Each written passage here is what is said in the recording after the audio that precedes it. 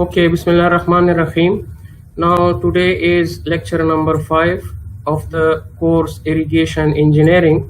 In today's lecture, we will study about canals, classification of canals, cross section of canal, and we will also study about design of irrigation canals. So, in this context, we will study Kennedy's silt theory. Now, what is a canal? A canal is an artificial channel, generally trapezoidal in shape, constructed on the ground to carry water to the fields either from a river or reservoir. So a canal is nothing, but it is an artificial channel. It is human-made, constructed artificially for supplying water for different purposes, mainly include irrigation. So generally trapezoidal in shape, because commonly canals, they are constructed in the ground for carrying water.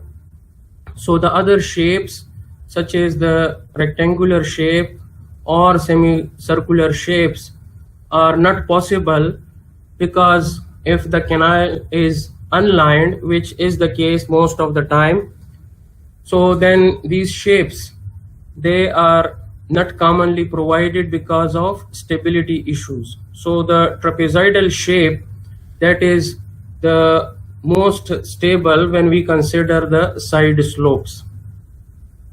So it is constructed on the ground to carry water to the agricultural fields, either from the river. So in case of diversion headworks, the water is diverted directly from the river by construction of a weir or a barrage, or from a reservoir, we construct a dam, storage headwork, and then from there can be off-taking canal that supply water to the agricultural fields. So a canal is just an artificial channel, and we have the gravity flow. Water will flow due to gravity, open channel flow. So a canal is just an artificial channel, human-made, generally trapezoidal in shape, constructed on the ground to carry water to agricultural fields, either from the river or reservoir. Classification of canals. So we will discuss different categories of canal based on different functions or purposes or sources of water supply. So classification based on the nature of source of supply. So in this category we have permanent canal and we have inundation canal. Now what is permanent canal? A canal is said to be permanent when it is fed by a permanent source of water supply. It is also sometimes known as perennial canal. So permanent canal or perennial canal is that one in which water will flow throughout the year, which has a permanent source of water supply. So the water can be available to flow in that canal throughout the year. This is known as perennial canal. We have perennial river in which the water flows throughout the year. That is known as perennial river. Similarly, we have this perennial canal which has a permanent source of water supply. Inundation canal. It usually draws its supply from a river whenever there is high stage in the river. So in inundation canals, water is not available throughout the year, but during times of the year when the water level is high in the rivers, such canals can draw water and then supply it to agricultural fields. Such canals are known as inundation canals. Classification based on financial output. So we have productive canal and protective canal. So what is productive canal? Productive canal is one which yield a net revenue to the nation after full development of irrigation in the area. So this is a classification which is given in the textbook. So according to this, the productive canal is one which yield a net revenue, income to the nation after full development of irrigation in the area. So when we develop an irrigation project where we grow the crops and the crops provide the food, that crops earn revenue for us. For example, you see that Pakistan is an agricultural country and agriculture is the backbone of our economy. So you can see that the network of canals we supply that divert water from the river or dams to the agricultural fields. So you can see that these canals yield a net revenue. Clear? So in that case, these canals will be classified as productive canals. And we have protective canal. Protective canal is a sort of relief work constructed with the idea of protecting a particular area from famine. So if we have famine in an area frequently occurring, so this protective canal is a kind of relief work. This is constructed with the idea of protecting that area from the famine. Such a canal will be known as protective canal. Classification based on function of the canal. So we have irrigation canal, feeder canal, navigation canal, power canal. So irrigation canal carries water to the agricultural fields. So this is the classification based on the function. If the function is that a canal, which is artificial channel, it supplies the water from the source to the agricultural fields, that will be known as irrigation canal. Feeder canal is constructed with the idea of feeding two or more canals. So any canals which also provides water to two or more canals, that is known as feeder canal. It feeds the two or more canals. So that's why it is known as feeder canal. Navigation canal, used for the transport of goods. So many canals where the width and the depth of the canal is sufficient, that can be used for transporting the goods from one area to another area, because this may provide shortest route as compared to the land communication. So such canals, they can be used for transporting the goods from one city to another city. Such canals are known as navigation canal. Power canal, used to carry water for generation of hydropower. So if we have a powerhouse that is built on a canal, we can generate the electricity if head is available. So that canal will be known as power canal. For example, in Pakistan, we have this Ghazi Barota hydropower project.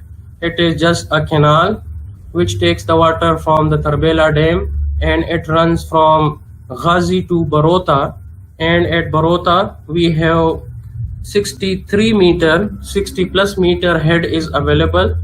And we have constructed a powerhouse that has 5 Francis turbines. So the total capacity is 1400 plus megawatt. So you can see that that is a power canal.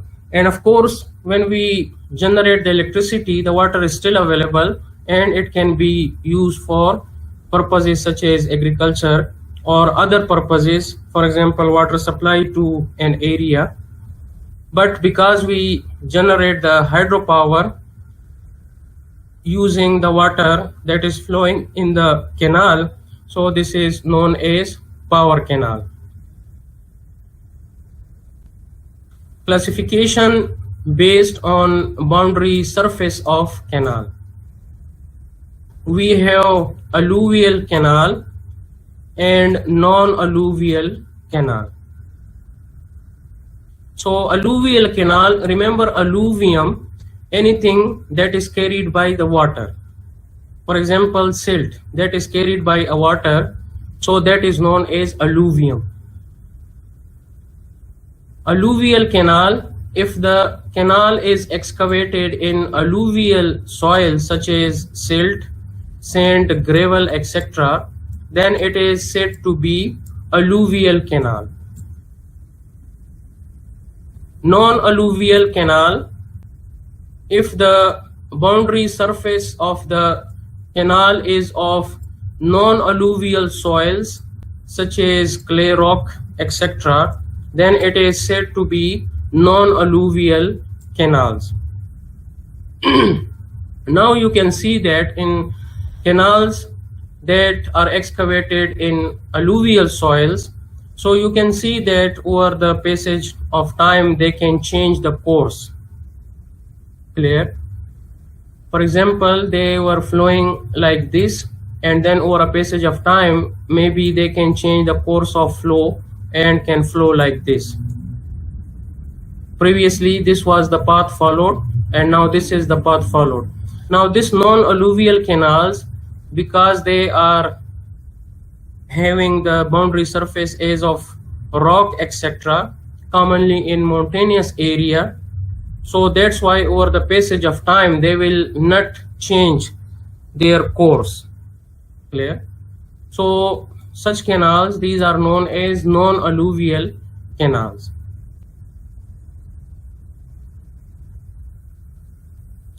Classification based on discharge and its relative importance in a given network of canals. So we have main canal, branch canal, major distributary, minor distributary, and we have water course or field channel. So this is the figure which is which shows the layout of a canal system. This figure is taken from the textbook by Garg. So you can see here that we have a river, water is flowing in a river. We built a barrage or a weir or a dam. So this barrage or weir, this is a diversion headwork. So this is the next chapter. We will study in detail diversion headworks, different components, their functions. So we have this off-taking canal. So this is the main canal. Now to control the flow of water into this canal, we have this canal head regulator. Now because the water flows in the rivers are natural channels, so they carry sediments. So in order to control the sediment flow into the canals, so we provide different measures. One of them is this silt excluder. When we study the diversion headworks, we will study also in detail how they function. Silt excluder or silt ejector.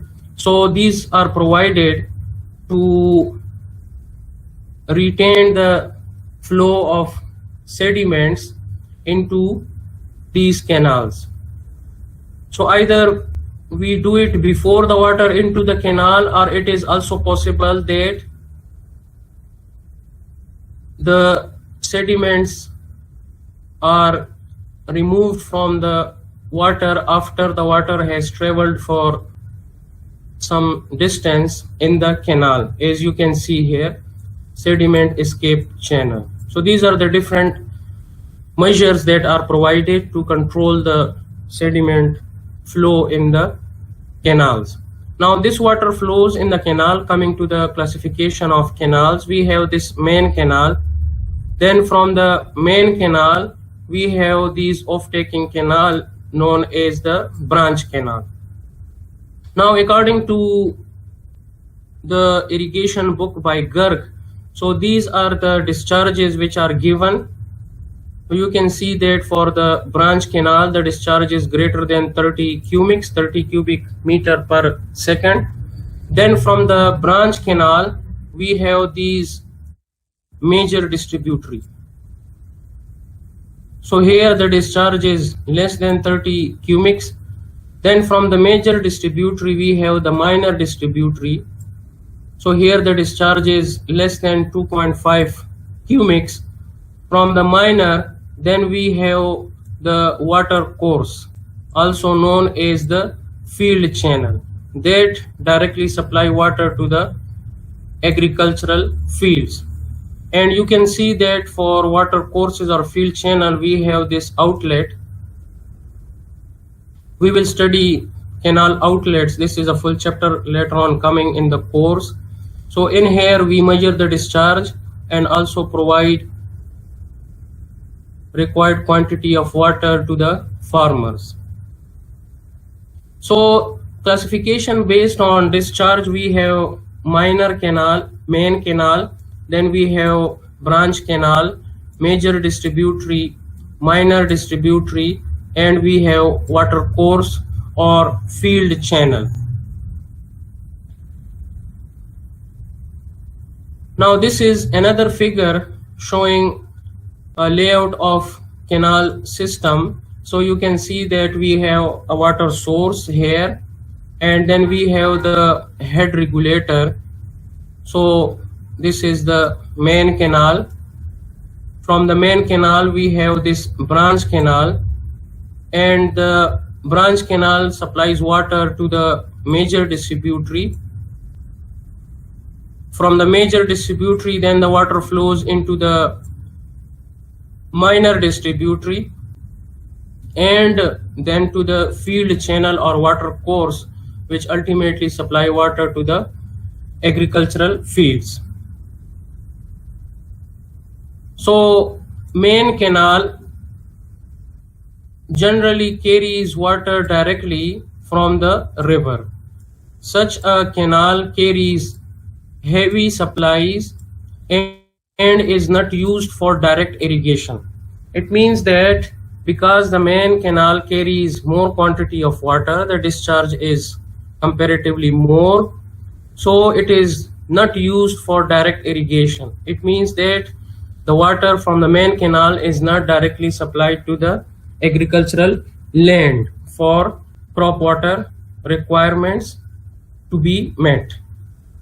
Main canals act as water carriers to feed supplies to branch canals and major distributaries. So main canal does not provide directly water to the crops, but main canals, they act as water carriers to feed supplies, that is water, to branch canals and major distributaries. Now branch canal, these are branches of the main canal in either direction, taking off at regular intervals. Branch canals are usually feeder channels for major and minor distributaries. So now these branch canals, they take off from the main canals and then they supply water to major and minor distributaries. They usually carry a discharge of over 5 cubics. Now these figures, these are taken from book Irrigation and Water Power Engineering by Kumia. But if you see the book by Garg, so then these are the discharge values given. However, it depends on the design of the canals, that how much discharge we supply. But here these are based on the textbooks or the books of irrigation engineering. So these are the guideline values given to get the idea about the discharge of these various categories of canals.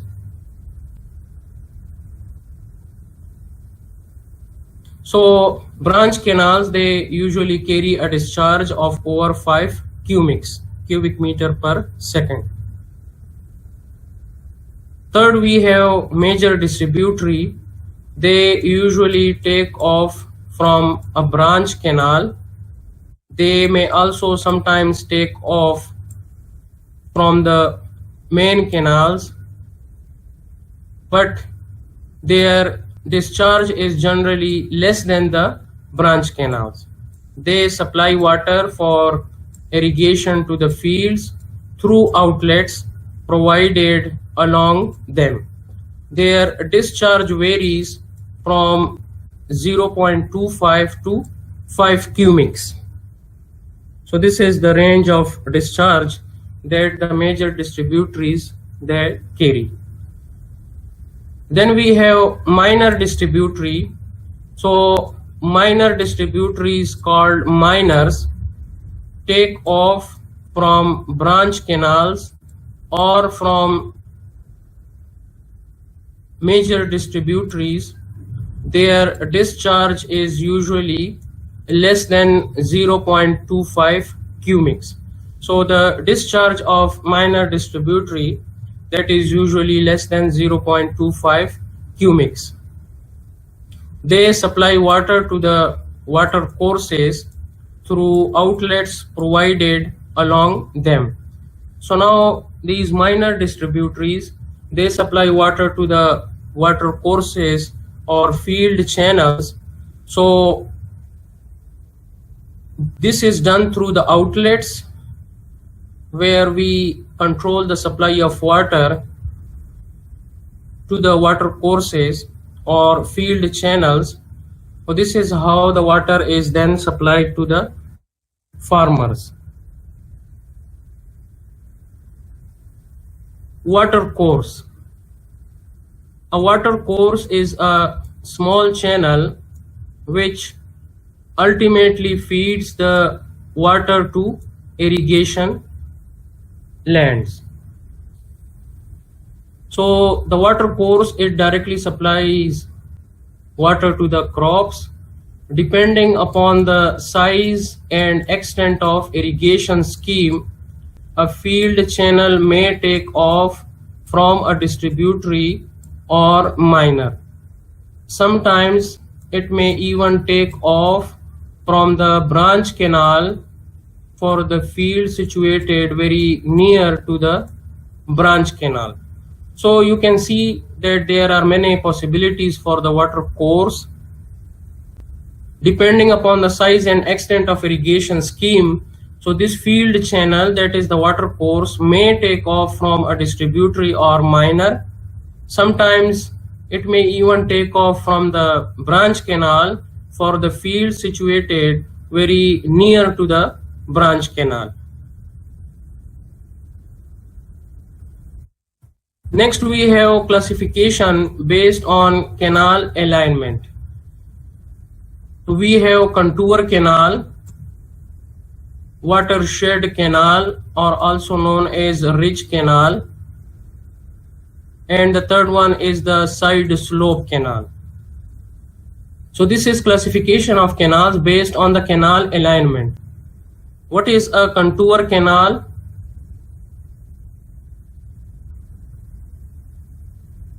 A channel aligned nearly parallel to the contours of the area is called a contour canal. Now you can see here that we have this river.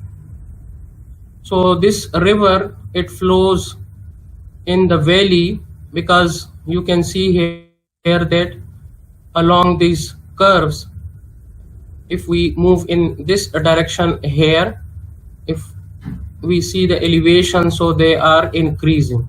So it means that this represents a valley. So the water flows in this river. Now you can see that this canal, it is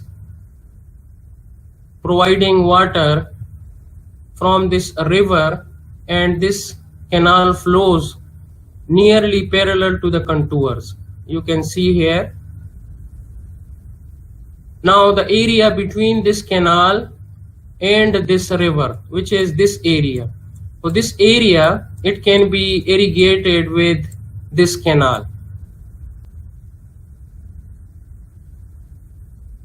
Because you can see that the water can flow by gravity to this area between the river and this canal.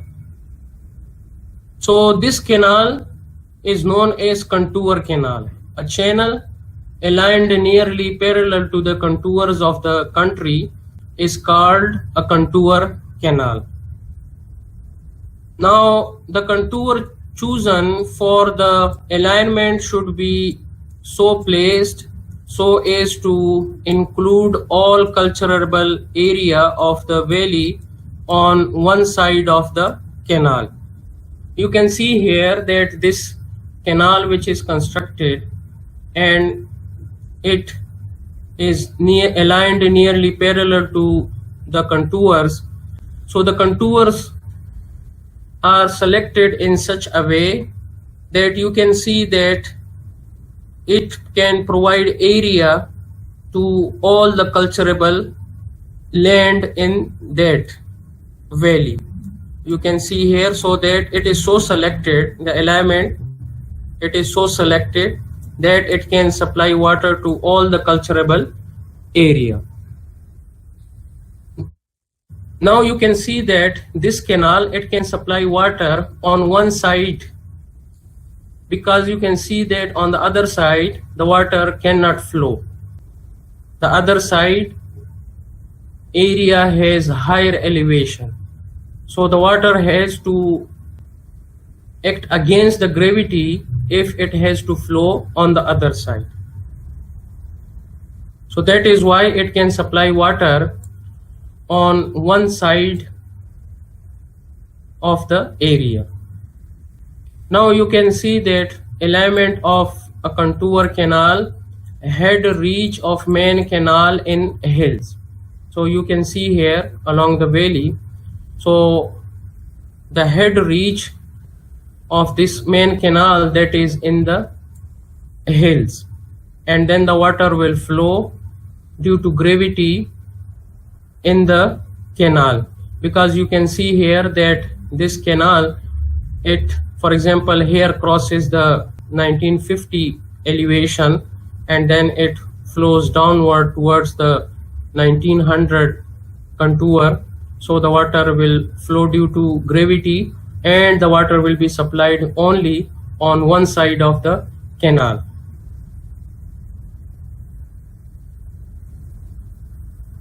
The contour canal can irrigate only on one side, as the ground level on the other side is higher. So you can see here that if we have, for example, let's say this is a canal, so this will supply only water to this area here, because this is the lowland and the water can flow due to the gravity. Similarly, if we have here, so this area can be irrigated due to the gravity, and so on. But for example, we have this canal here, so the water cannot be supplied to this area, because this area has a higher elevation. The water can only flow downward due to the gravity. So the contour canal can irrigate only on one side, as the ground level on the other side is higher. The contour canal does not follow the same contour all along. The reason here is that you can see that this contour canal should not follow one contour. The reason is that the flow is gravity flow and there must be some longitudinal slope so that the water can flow due to gravity in the canal. So that's why you can see that it starts from here just above the 1950 contour, and then as the water is flowing, this canal follows and it reaches towards this 1900 contour. So the longitudinal slope, that is important so that the water can flow due to gravity. So the contour canal does not follow the same contour all along. To enable the water to flow by gravity, some slope is given. The rate at which the canal alignment leaves one contour and takes up another depends upon its slope. So you can see here that this contour, the rate at which this canal will shift from one contour to another contour will depend on its slope.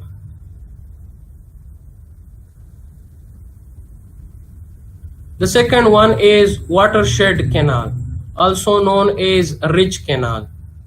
So the canal which is aligned along any natural watershed, that is ridge line, is called a watershed canal or a ridge canal.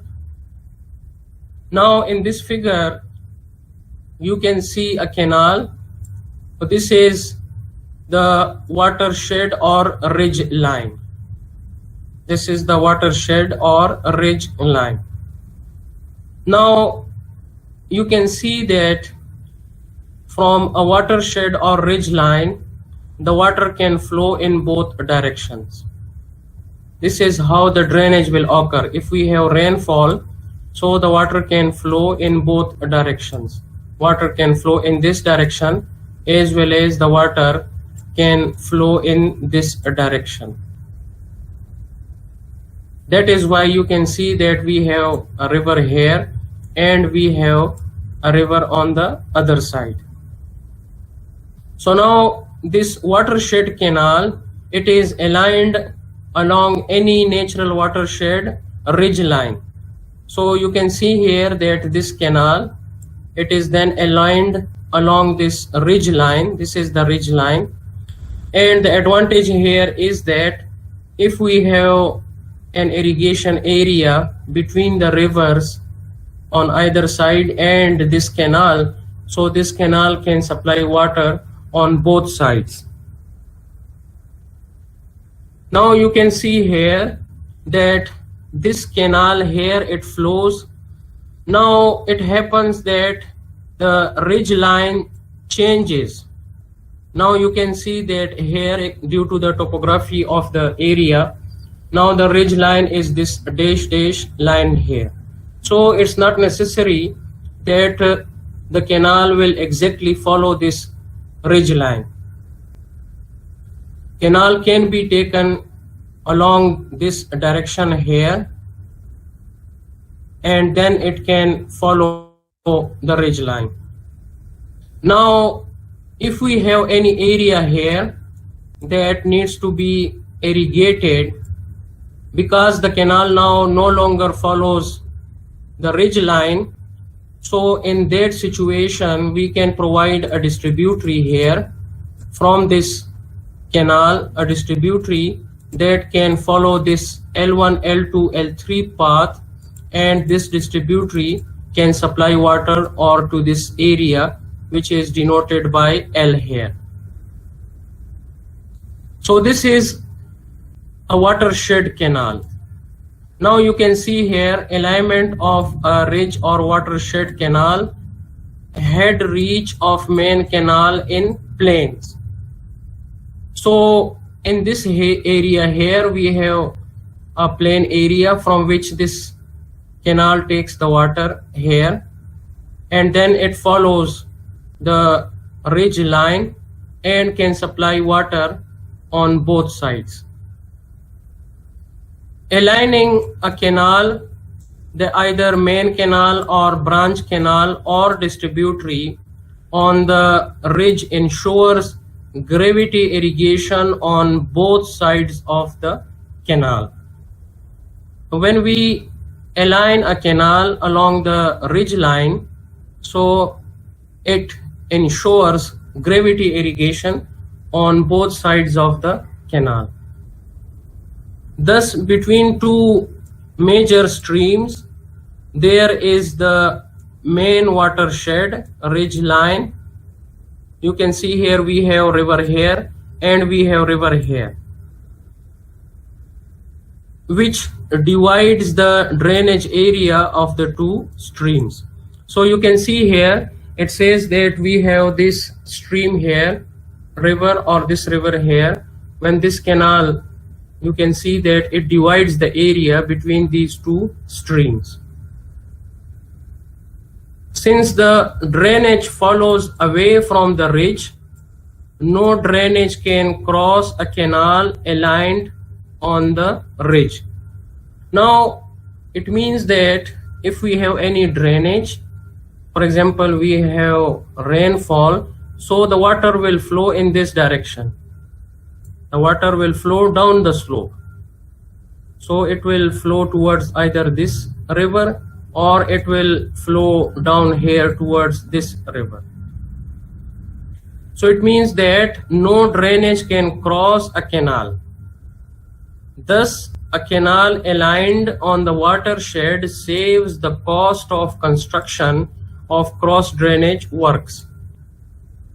So as I said before, we will study a full chapter on cross drainage works.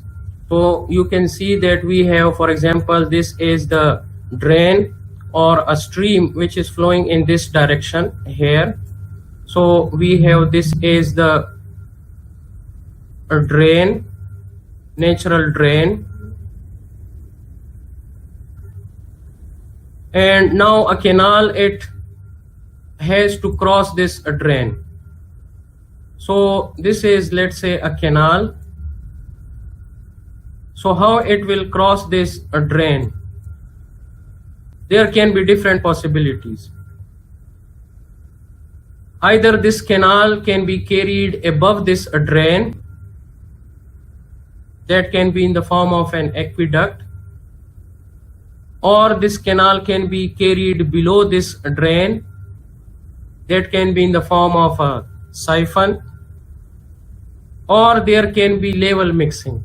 Means that if the quality of the drain water and that of canal water is not different, we can have the level mixing. Also, you see that the water is allowed to mix with the drain water, and that on the other side again the water is withdrawn from this drain into this canal. So this is known as level mixing. Now these are known as cross drainage works. These are known as cross drainage works. So we will study a full chapter on this cross drainage works, that when a canal crosses a natural stream or drain, so how it crosses. Should it be taken above or below, or we can have the level mixing. So in this case, you see that because the water will flow on either side, so no drainage can cross a canal aligned on the ridge. So it means that when a canal is constructed that follows a ridge line, it can save the cost of construction of any cross drainage works.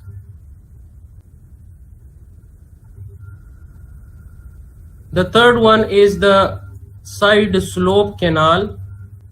So a side slope canal is that which is aligned at right angles to the contours, that is along the side slopes. So you can see here we have the contours. For example, here 1000, then 950, then 900. So definitely the water will flow in this direction due to the gravity here. So if a canal is aligned at right angles to the contours, this is known as a side slope canal. Since such a canal runs parallel to the natural drainage flow, it usually does not intercept drainage channels, thus avoiding the construction of cross drainage structures. Again, in this case, that as you can see that the water will flow if we have, for example, a rainfall or any drain, the water will flow in this direction. Similarly, the water will flow in this direction. So this side slope canal usually does not intercept the drainage channels, clear? So that is why it also avoids the construction of cross drainage structures. So you can see that in the side slope canal or in the watershed canal, they are such that avoids the construction of cross drainage works. If we go to the contour canal, so now in the contour canal here, you can see that this canal is carried nearly parallel to the contours. So for example, the water will flow in this direction, down the slope. So if we have a drain, this canal has to be carried either above the drain or below the drain. So this will necessitate construction of the cross drainage works.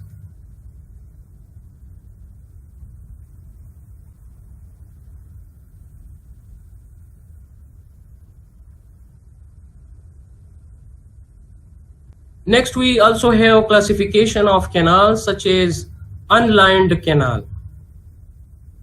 So in unlined canal, bed and banks made up of natural soil, water velocities higher than 0.7 meter per second are not tolerable. Why? Because these canals are made of natural soil.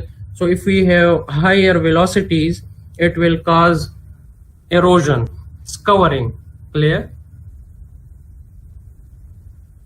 We also have high seepage and conveyance water losses, because you can see here in this figure that the canal is unlined. So then in this case, there will be high seepage losses. More water will infiltrate into the soil and percolates downward. So this will result into conveyance water losses. Profuse growth of aquatic weeds retards the flow. Now you can see here that in unlined canals, we have profuse, large extent of growth of aquatic weeds. So weeds are plants that naturally grow and are not desirable, clear? Like for example, crops. So we grow them, we supply the water to the crops and they provide us the food. But sometimes naturally some plants will grow that are not desirable. So these are known as weeds. So in unlined canal, we also have growth of aquatic weeds. And what will be the problem with that? That these aquatic weeds retards the flow of water. And we have lined canal. Lining of impervious material on its bed and banks to prevent the seepage of water. So this lining of canal is required in order to prevent the seepage losses if they are very high. So for that purpose, an impervious material is provided along the bed and banks of the canals that is known as canal lining. So we will study this in detail, probably maybe in the next lecture. Different types of lining is used, such as concrete, burnt or brick, clay tile, boulder, etc. So we have unlined canals and lined canal. Next we discuss cross-section of irrigation canal. A canal is generally taken in such a way that its section is partly in cutting and partly in filling in order to approach close to the balancing depth. Now this is actually desirable, that when we construct a canal, it is taken or constructed in such a way that its section is partly in cutting, because we have to done excavation work during the construction of the canal, and partly in filling. At some sections we have to fill the material to construct the canal section.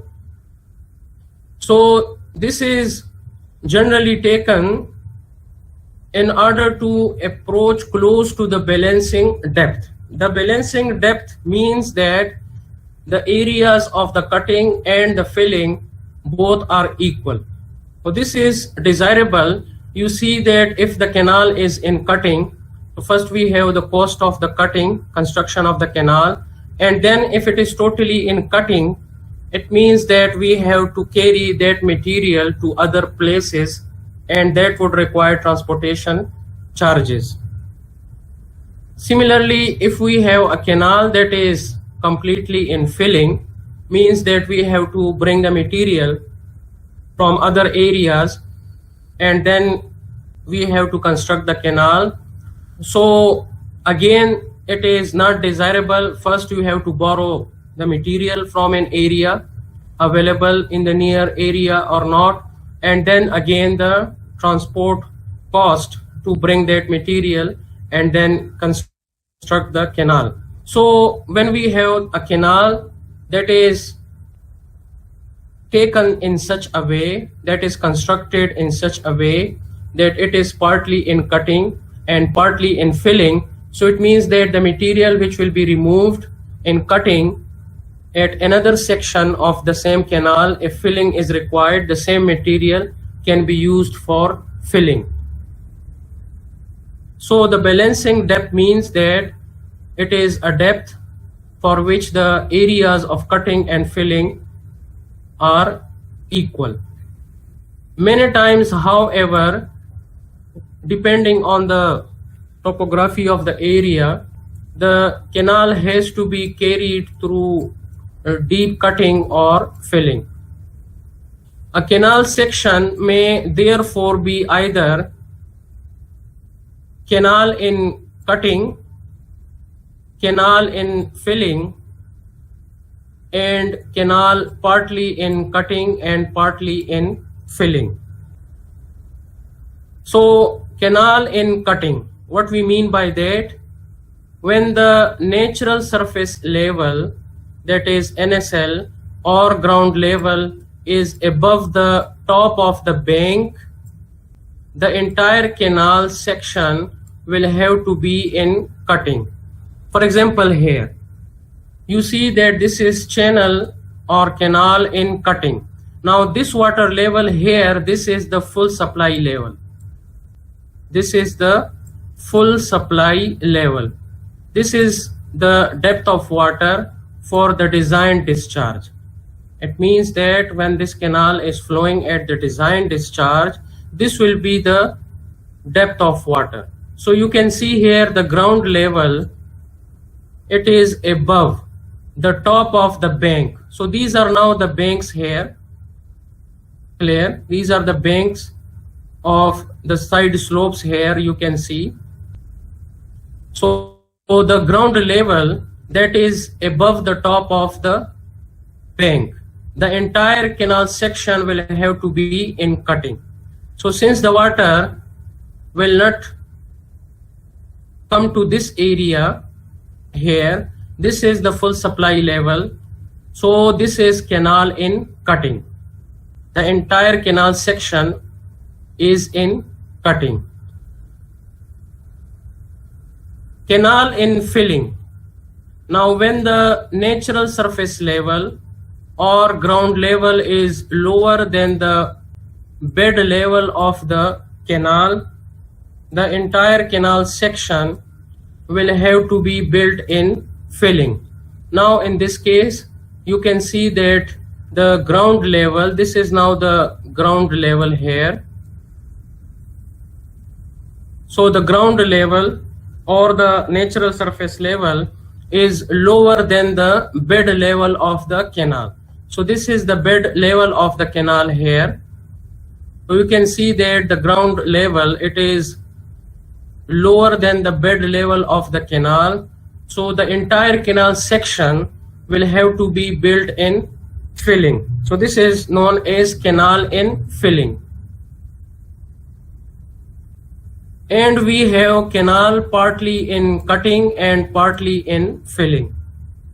So a canal is partly in cutting and partly in filling when the NSL or ground level is in between the top of bank and the canal bed level. Now you can see here that we have this full supply level. When this, you can see here that the water can flow here in this canal, but the water can reach here. This is the design discharge that will be carried, the full supply level. So now in this case, you can see that the NSL that is between the top of the bank, because when the water level is here, so now this is the top of the bank, clear? So you can see here the NSL or ground level that is between the top of the bank and the canal bed. This is the canal bed here. So when the NSL is between the top of the bank of the canal and the canal bed, so that canal will be partly in cutting and partly in filling. So actually this is desirable. As I already discussed, that if we have a canal that is totally in cutting, we have to remove the material, and then the material has to be transported to other area. So the cost will be more. If for example we have the canal that is totally in filling, again it is undesirable because we have to bring the material, so the material available in the near area or not, and then bring the material, borrow the material from there, and transport cost, etc. So again it is not desirable that we have total canal that is in filling. So this canal partly in cutting and partly in filling, this is most desirable, so that when we remove the material of the section of the canal that is in cutting and at another section filling is required, we can transport easily that material and use it for filling.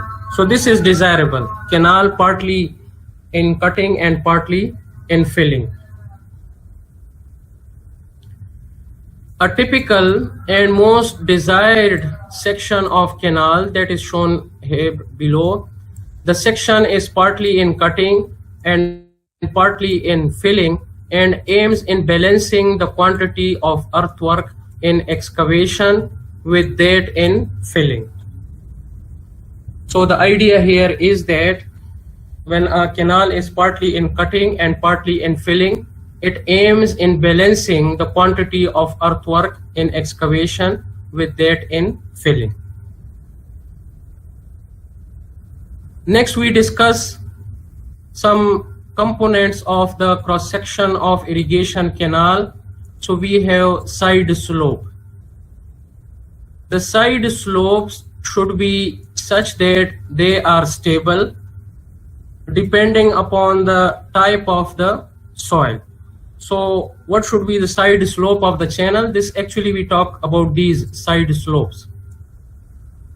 Let's say we have this trapezoidal channel section. So these are the side slope. What should be these slopes? That here we denote by Z to 1 vertical, Z horizontal to 1 vertical. So these are the side slopes, clear? So they should be such that they are stable depending upon the type of the soil. A comparatively steeper slope can be provided in cutting rather than in filling. Because we fill the material, we have to properly compact it to increase its stability. So that's why a comparatively steeper slope can be provided in cutting rather than in filling, as the soil in the former case in cutting shall be more stable. So you can see here that depending upon the type of slope that we have to provide in the canals, so what slope we have to provide, that will depend on the type of soil.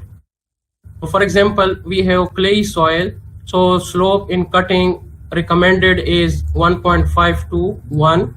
This 1.5 is horizontal to 1 vertical, clear? So this is Z to 1. This is how we will follow this convention as per the irrigation books. Slope in filling, so that is 2 to 1. Similarly, when we have, for example, sandy soil, so 3 to 1 and 4 to 1. You can see here sandy soil. So the slope you can compare with the clay soil. So here for clay soil, the slopes are steep as compared to the sandy soil due to more stability. For example, we have loamy soil, then accordingly these are the guideline values for the side slopes. And you can see that when we have hard rock, so 0.25 to 1, the slopes can be more steeper because they will be stable. So the side slopes should be such that they are stable and will depend upon the type of soil. Next we have berm. So you can see this is the typical cross section of the irrigation channel. This is berm here that is provided. So berm is the horizontal distance left at ground level between the toe of the bank and the top edge of cutting. So now you can see here, this is the cutting. So this is the top edge of cutting. This is the top edge of cutting. This is NSL. When we go below the ground level, this is the cutting. And the toe. So this is the toe of the bank. This is the bank here. You can see this is the bank.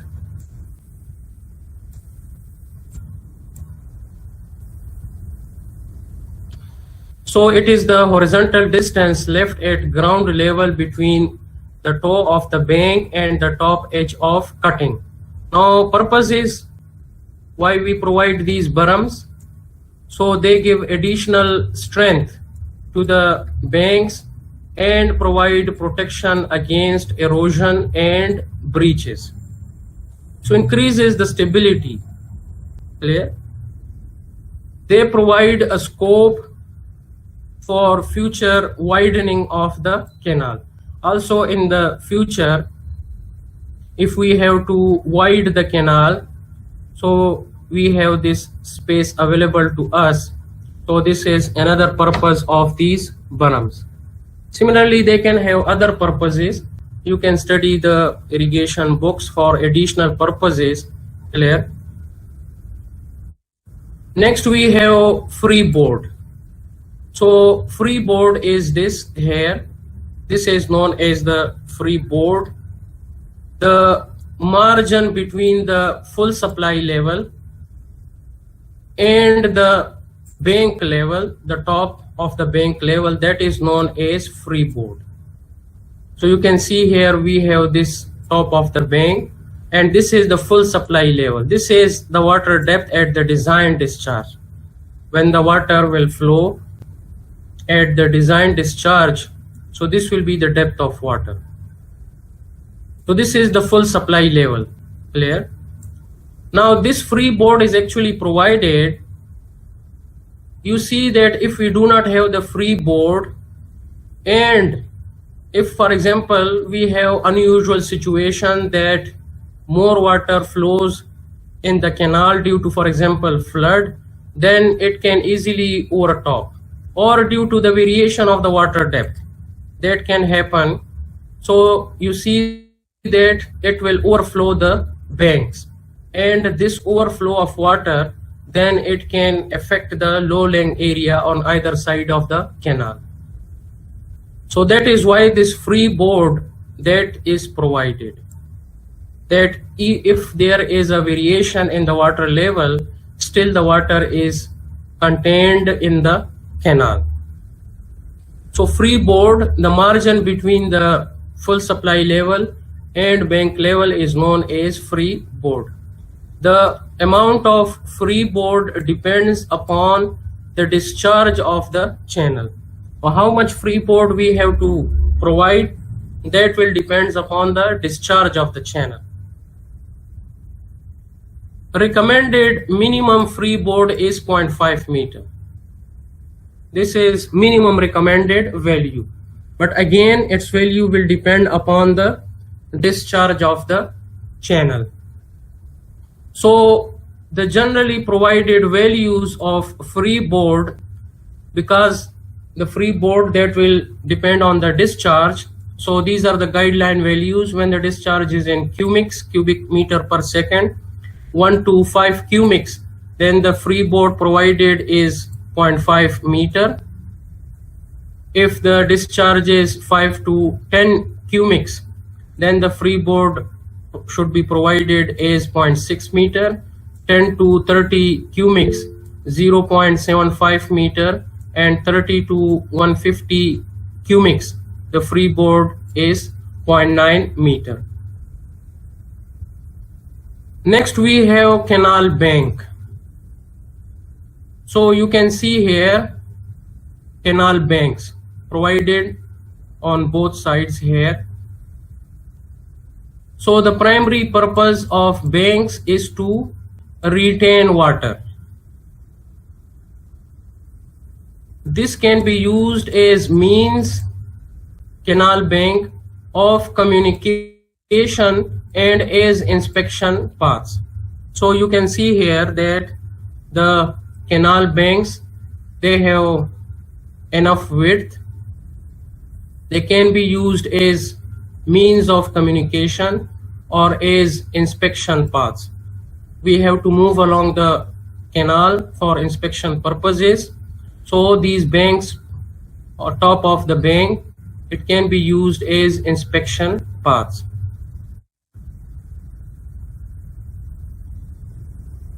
Banks should be wide enough so that a minimum cover of 0.5 meter is available above the saturation line. Now you can see that we have this canal section in filling.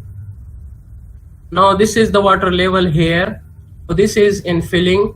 That's why you see that we have this saturation line here.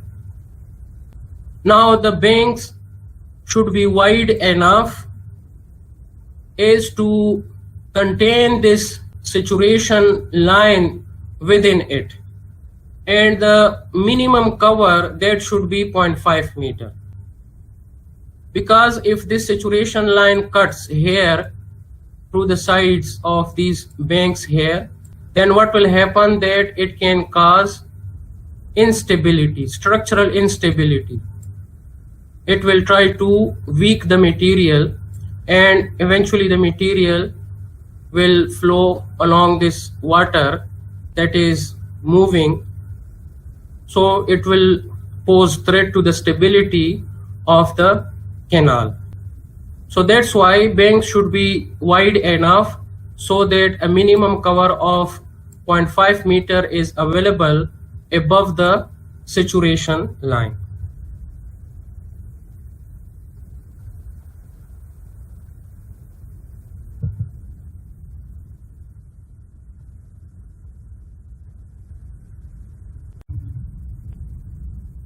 So you can see here that this is the service road that is provided along the canal.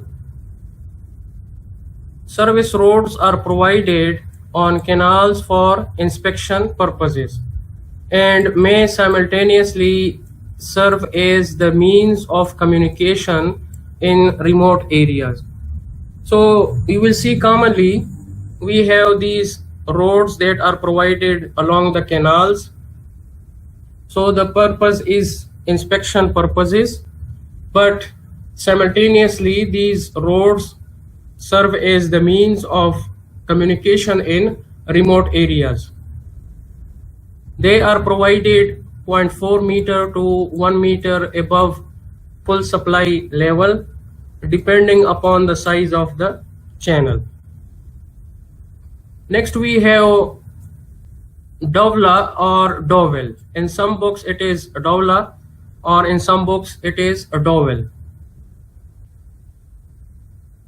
Is a measure of safety in driving with side slopes 1.5 to 1 to 2:1 are provided along the banks. So this is a measure of safety. You can see here when a vehicle will travel on this road, so this dowla or dowel that is provided is a measure of safety. The top width of dowla is kept from 0.3 to 0.6 meter, the top width, and is 0.3 meter above the service road. Spoil bank. This is the spoil bank. So what is the spoil bank? When the earthwork in excavation exceeds earthworks in filling, the extra earth has to be disposed of economically. Now, when the earthwork in excavation that is more than the earthwork in filling, we are left with this extra material, because cutting is more as compared to the filling. So this earth material has to be disposed of economically. So economical mode of its disposal may be collecting this soil on the edge of the bank embankment itself. So what we do is that along the bank edge, this material is collected. Clear? Longitudinal drains running by their sides. You can see here drains are provided, because if we have rainfall, for example, then the water, it will stay between the bank and this spoil bank. So these longitudinal drains are provided, and that at intervals transverse drains are provided to allow the water to drain. So longitudinal drains running by their sides are excavated for the disposal of rainwater. Next we have borrow pit. So when the earthwork in filling exceeds the earthwork in excavation, we need more material, because the earthwork in filling that is more than the earthwork in excavation. So the earth has to be brought from somewhere. The pits which are dug for bringing earth are known as borrow pits, because we borrow the material.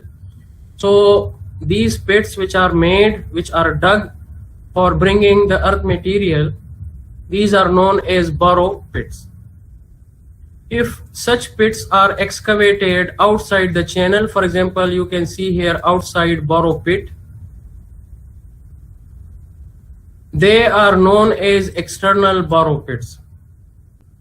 And if they are excavated somewhere within the channel, they are known as internal borrow pits. For example, here you can see that we have this as the channel. You see the full supply level. And at the bed of the channel, we just make these borrow pits. You can see inside borrow pit. So this is the pit that is made of certain length L, and then a gap will be provided equal to L by 2, and then another borrow pit. So these are internal borrow pits. The internal borrow pits are more preferred than external one.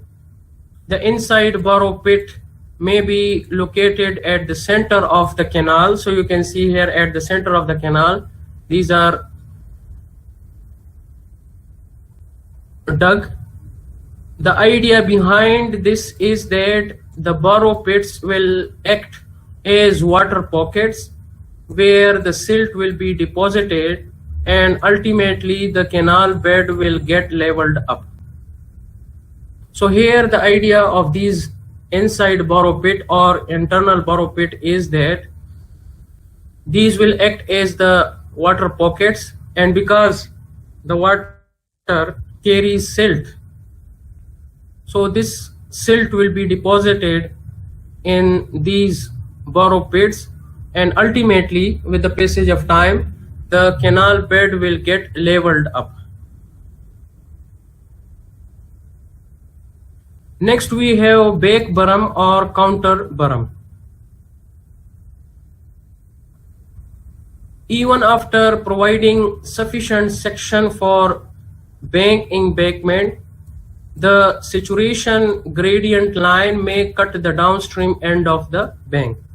So what happens is that even if we provide a bank, for example, this continues here, it is possible that this saturation line, it can cut. For example, it can be here, may cut the downstream end of the bank, or you can see here.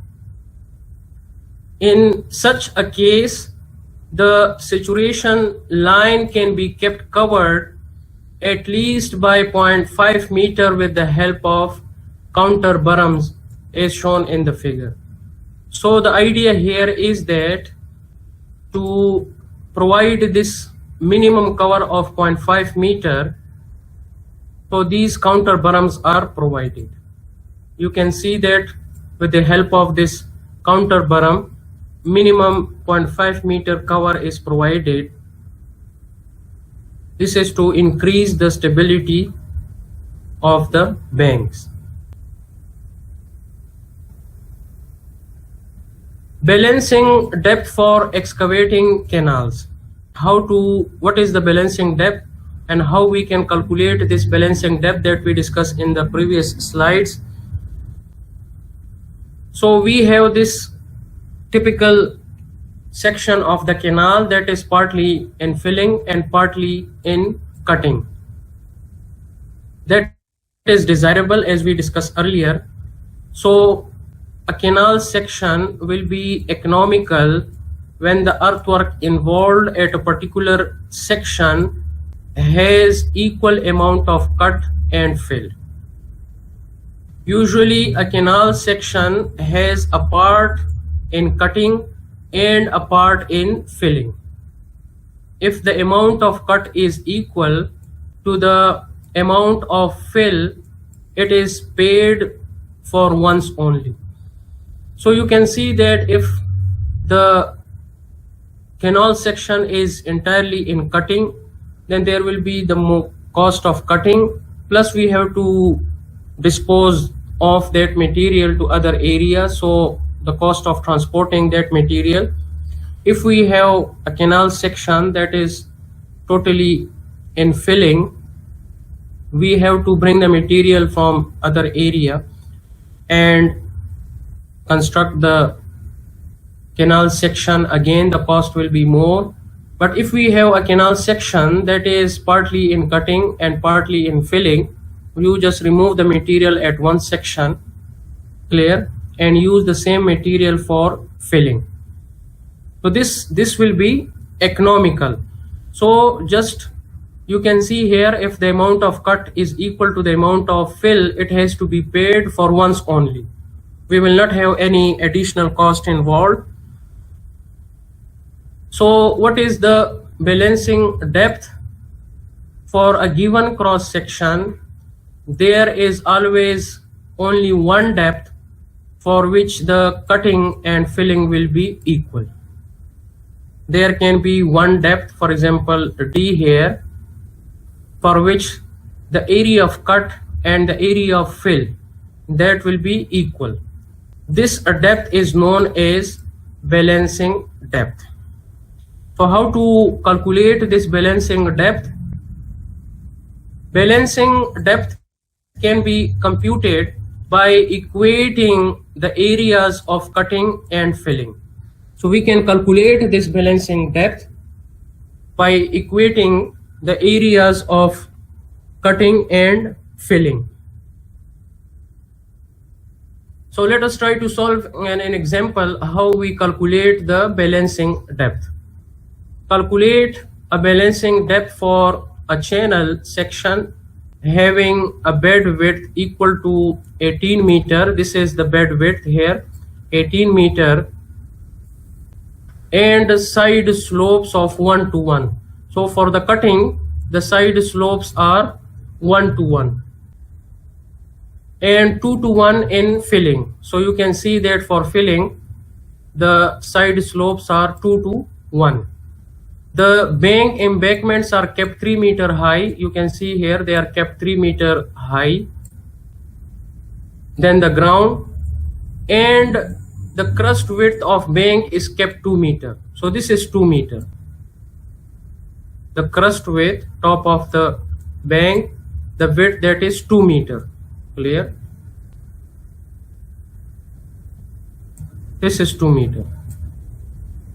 So now we have to calculate a balancing depth. Now to calculate the balancing depth, we have to calculate the area of cut and the area of fill, and then we have to equate this. So let's say the depth here, that is D, the balancing depth here, this D, for which the area of cut will equalize the area of fill. Now you can see that we have trapezoidal shapes here. If you see the area of cut as well as the area of fill, so you should know the formula how to calculate the area. There can be two ways. For example, we have this as the trapezoidal section,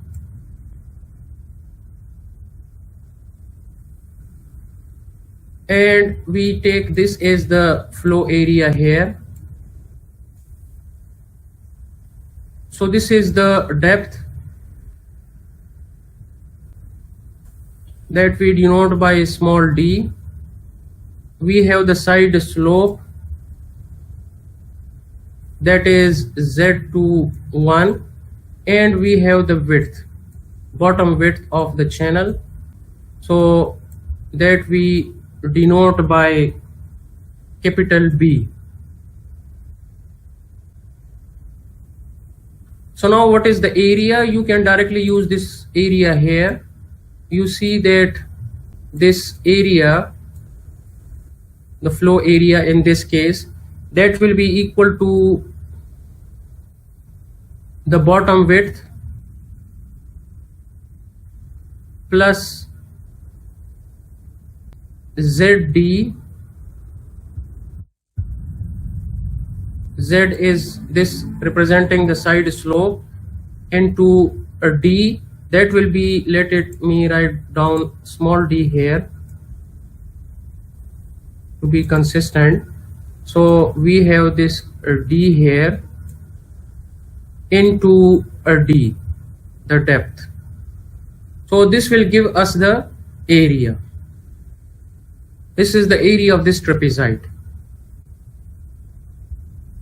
Now we have to solve this problem. So we calculate area of cutting.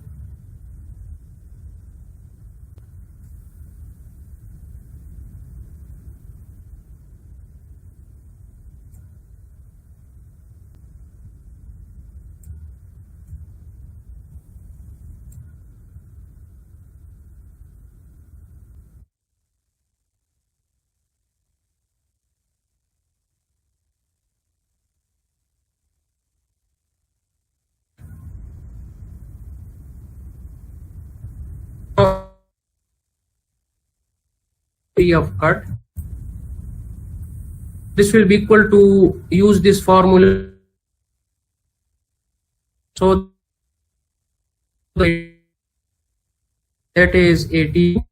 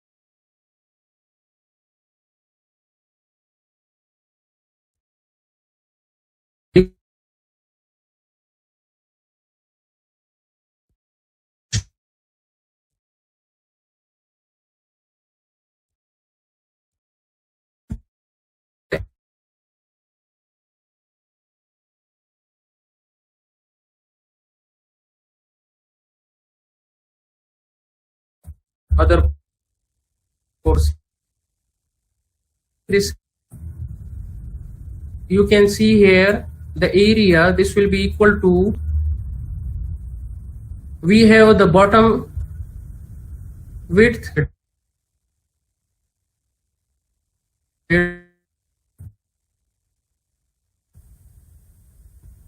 now you can see that up to here and here, so this is 18.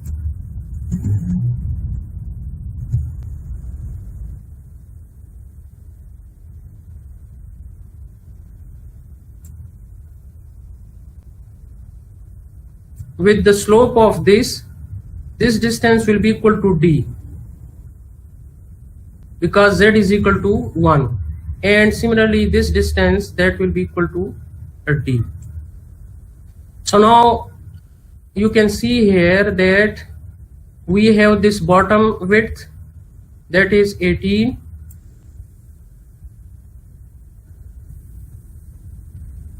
plus we have the top width, that is 18, plus a d and d, so 2 times d, so that will be equal to 2d.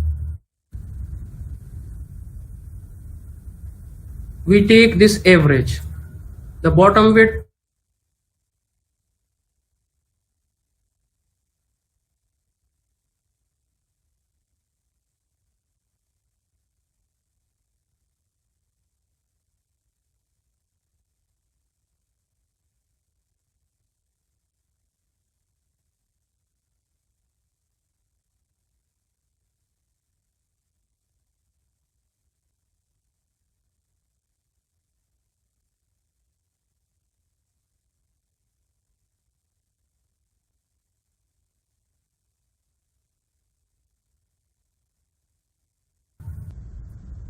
so the total area of fill.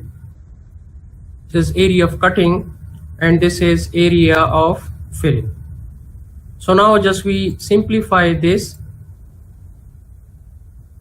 So this is 3 2s are 6 plus 2 8, 8 3s are 24, 24 multiplied by 2, so 48.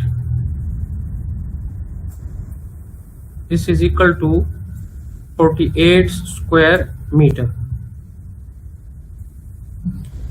Now to calculate this balancing depth, we just equate the area of cut and fill. So equating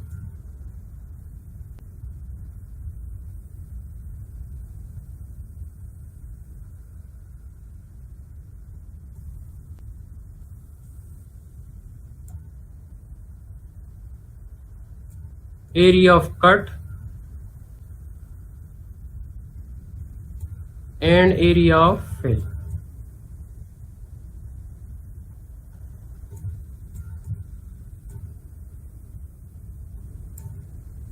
So area of cut, that is 18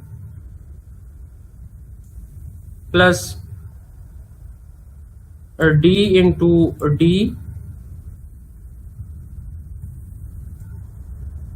and this is equal to 48.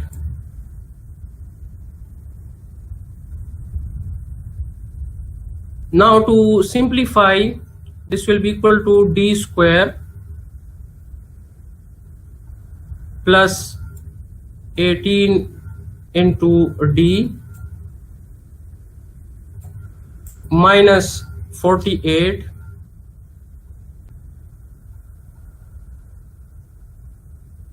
equal to 0.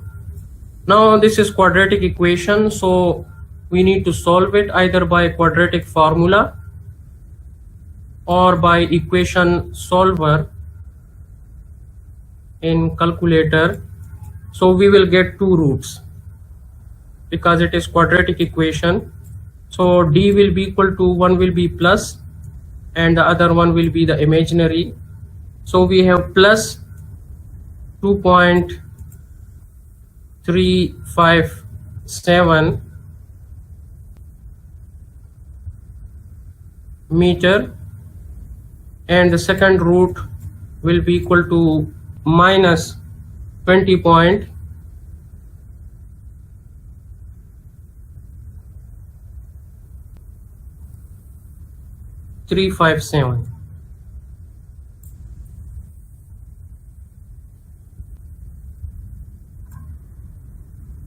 So now depth cannot be negative, so we ignore this, and this is the required result. So balancing depth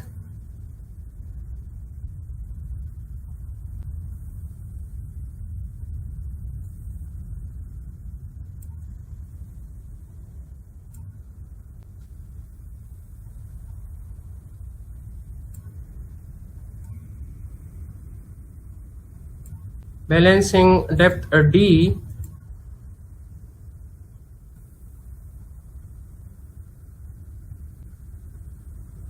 that is equal to 2.357.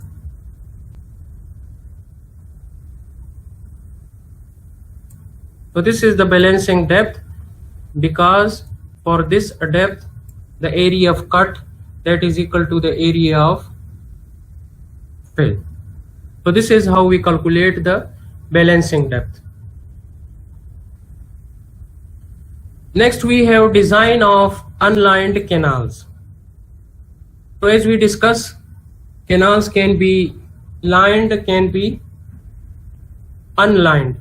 Now the lined canals, so the same principles apply as you studied in your hydraulics course. You see that there we study the Chazy-Manning formula along with the most efficient cross section, that the conditions we determine for trapezoidal channel and other cross sections. So the same concept apply for the lined canals.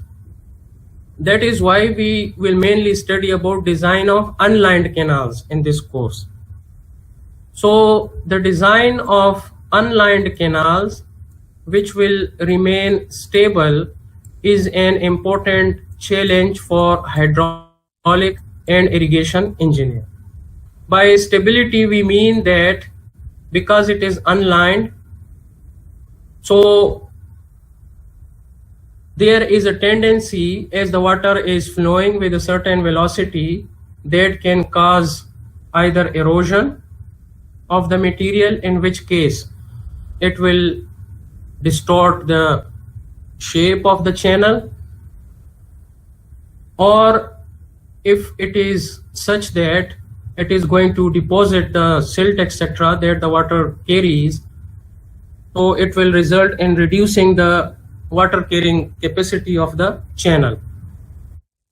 So if the canal carries the water, the velocity is such that it will not cause the silting or covering of the channel. So that is what we mean by stable channel. Clear? So to design a stable channel, this is an important channel for hydraulic as well as irrigation engineer. The solution of the problem consists in determining depth, bed width, side slopes, and longitudinal slope of the channel so as to produce a non-silting and non-covering velocity for a given discharge and sediment load. So what is the solution? So that includes that we consider the depth of water, the bottom width of the channel, the side slopes, the longitudinal slope of the channel such that will produce non-silting and non-covering velocity that will not cause silting of the material, neither covering, removal of the material from the banks or bed of the irrigation canal for the given discharge and sediment load. So the velocity will be such that it will not cause silting and covering. That is actually the requirement of a stable design of the irrigation canals.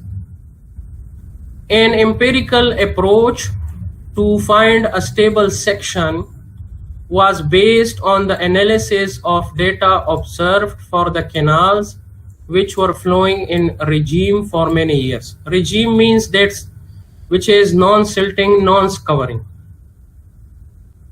A channel will be in regime if it has non-silting and non-covering velocity. So in order to design the unlined canals, we have several approaches, but we will only study the approaches that are given in your syllabus. So those were empirical approaches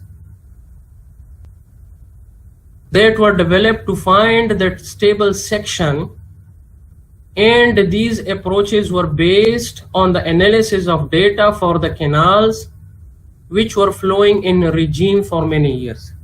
So what was the idea behind here? That practically we construct the canals and then we observe the behavior. So for many years there were canals which were stable. So we use the data from those canals and come up with the equations. You see, empirical approach, come up with the equations that we use for the design of unlined canals. So empirical relations between velocity, depth, hydraulic radius or hydraulic mean depth, that is area divided by the wetted perimeter, and slopes were found to determine a stable cross section. So what was the situation? That empirical equations that fit the data between the velocity, depth, these are the different parameters, hydraulic radius, slopes were found to determine the stable cross section. How to determine the cross section? We means the bottom width, the depth of the water in the channel, the side slopes, the longitudinal slope. What should be these values in order to determine a stable cross section? The channel or the canal that will produce a non-silting and non-covering velocity. That is desirable. That when water flows in a channel that is unlined, there is no silting and there is no covering. So the relationships that were developed in the Indo-Pakistan subcontinent are the Kennedy's silt theory and the Lacey's regime theory.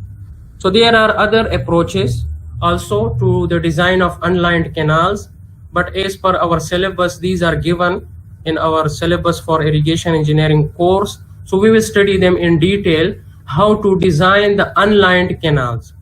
The first one is the Kennedy's silt theory, and the second one is the Lacey's regime theory.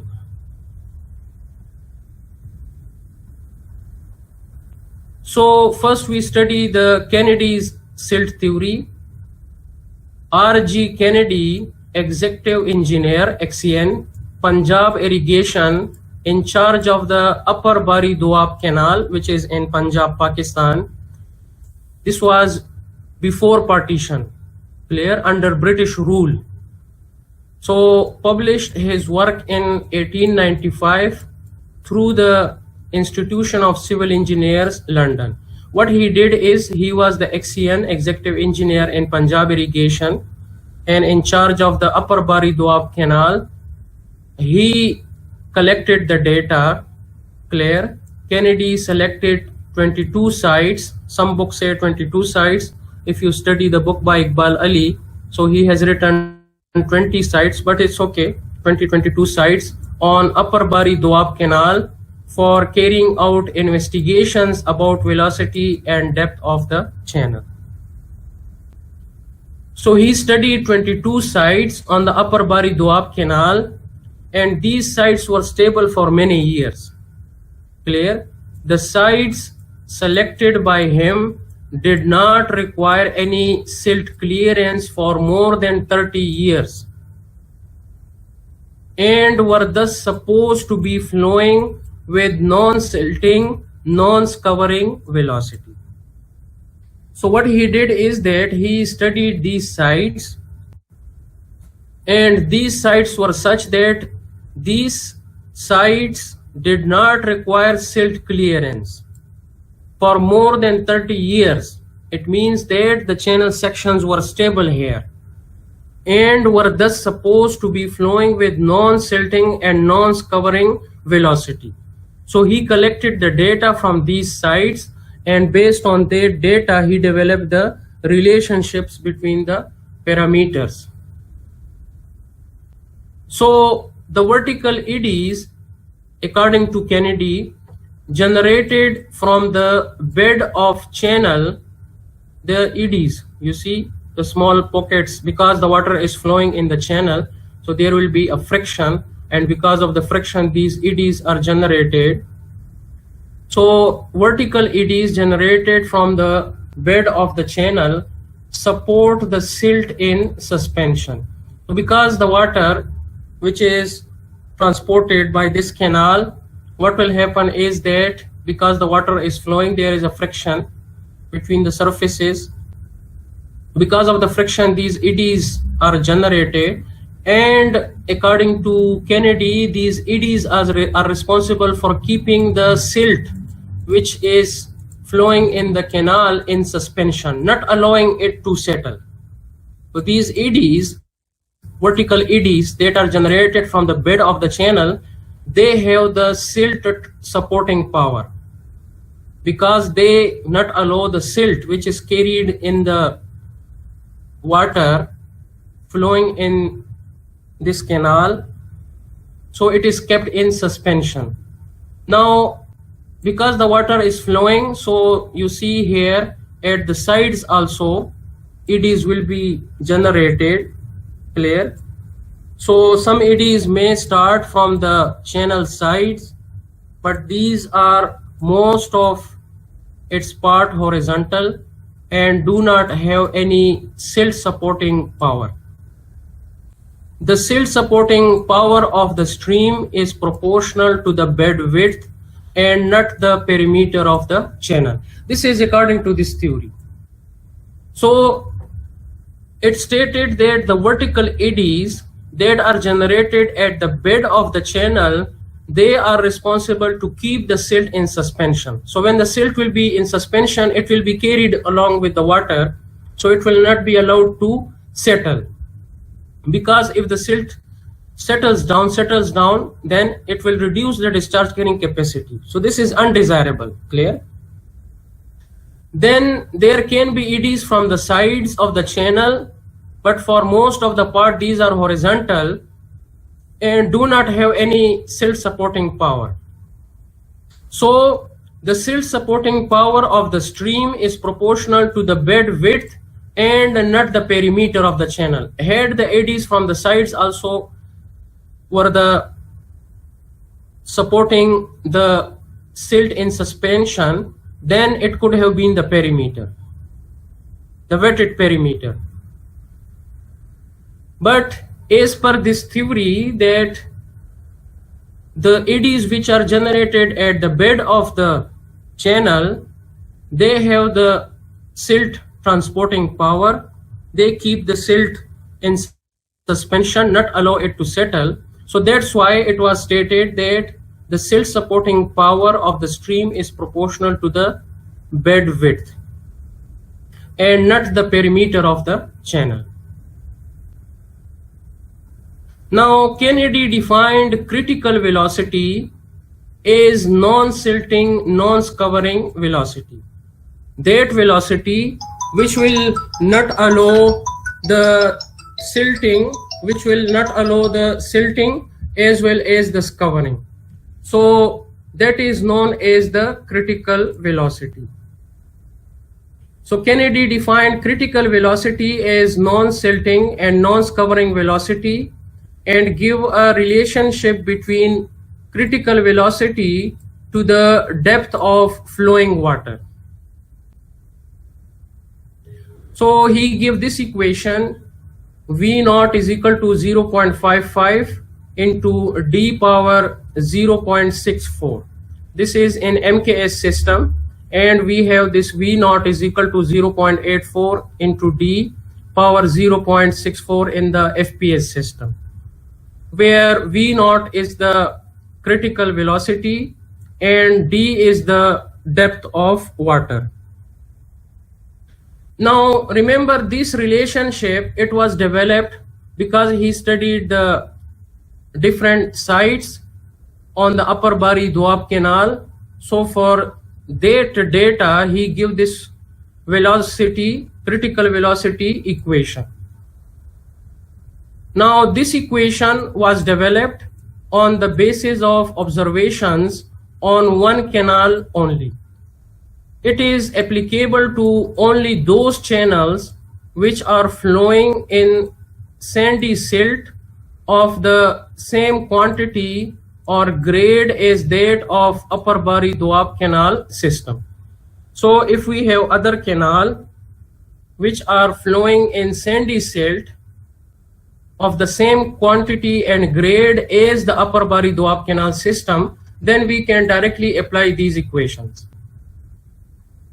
Clear? We can directly apply these equations. If not, then in that case, what will happen, that Kennedy defined another factor m, that is known as the critical velocity ratio, that was introduced to account for the variation of silt grade, because there can be variation of silt grade from canal to canal depending upon the source of water, etc. So from the standard conditions of upper Bari Doab canal in his equation. So now the equation was modified as V is equal to 0.55 m into d power 0.64. So this m, this is known as the critical velocity ratio. It is the velocity for any other silt grade to the critical velocity for the silt grade in the upper Bari Doab canal. So if we have the same silt grade, then the critical velocity ratio will be 1. So to include the variation of the silt grade, this m, it was introduced into the equation. So sand coarser than the standard silt at upper Bari Doab canal was assigned the values of m from 1.1 to 1.2, and that finer than the standard from 0.9 to 0.8. So sand coarser than the standard silt, which is at Upper Bari Doab Canal, was assigned values for M from 1.1 to 1.2, and that finer than the standard at the Upper Bari Doab Canal from 0.9 to 0.8. So in general form, this equation for critical velocity, it can be written as V naught is equal to C into D power N, where V naught is the critical velocity, D is the depth of water, and C is a constant, N is index number. Now, the type of silt grade, for example, you can see here coarse silt, sandy loam silt, coarse lightly sandy silt, light sandy silt. So you can see the C values in this equation. If we want to use directly this equation, then you have to put the C values according to the silt grade. For example, coarse silt we have 0.7, sandy loam silt 0.65. Clear? In order to determine the critical velocity, because you see that this equation here, which was given by Kennedy, so this equation was developed based on the data for the Upper Bari Doab Canal. So in order to modify it for other, then these C values can be used in this equation, or the M value, the critical velocity ratio. If we are going to use this equation here,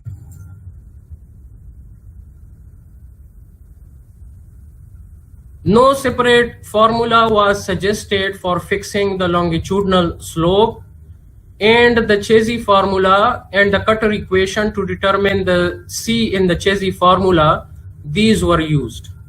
Clear? So at that time, these formulas were available and he selected these formulas. So you can see here that this is the Chesi formula. V is the mean velocity, C is the Chesi constant, and R is the hydraulic radius, S is the longitudinal slope. And to determine the value of this C, so he used the Cutter formula. This is the Cutter formula to determine C in the Chesi equation. So this is in the MKS system and this is in the FPS system. So C is the flow resistance factor, S is the slope of the channel, longitudinal slope of the channel, R is the hydraulic radius or hydraulic mean depth, and this N is the rugosity coefficient. So the values of N for channel conditions, we have very good condition, 0.0225 if it is good condition. These are relative conditions of the channel. These are guideline values. So it is 0.025. If it is fair, then 0.0275. For poor channel condition, 0.03. And you might have studied in your hydraulic course, it is just like the Manning's roughness coefficient N.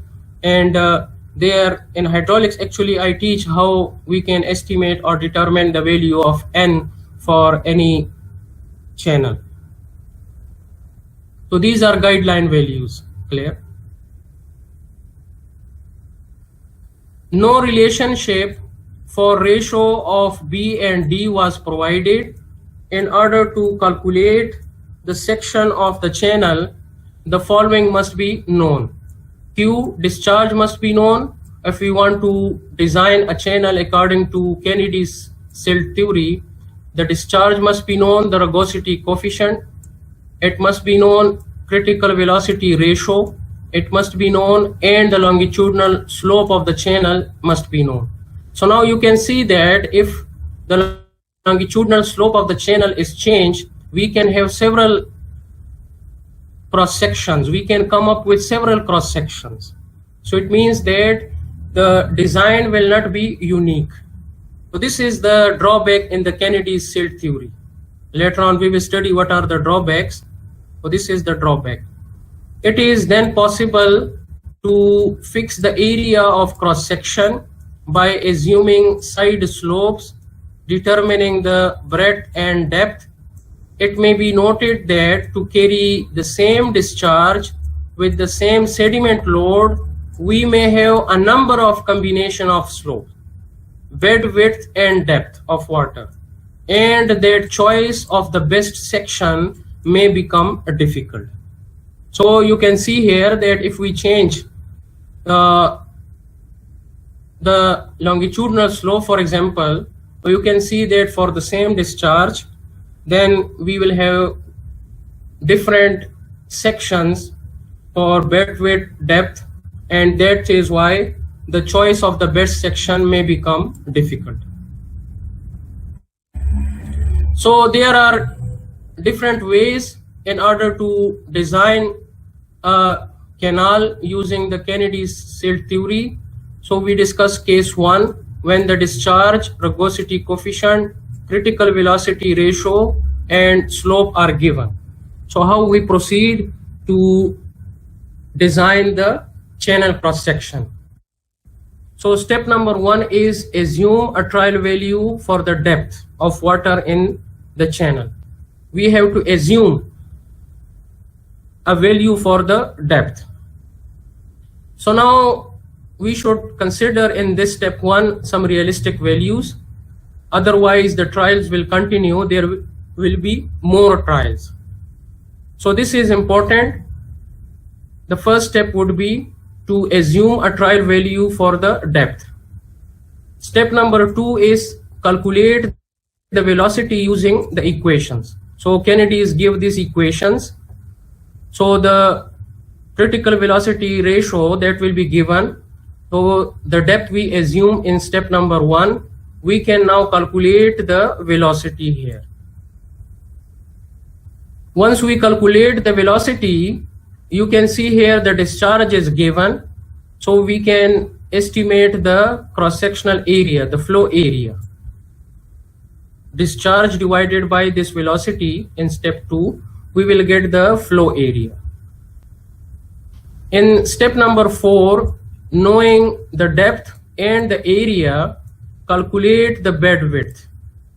So we can estimate the bed width, but for that we have to assume a side slope.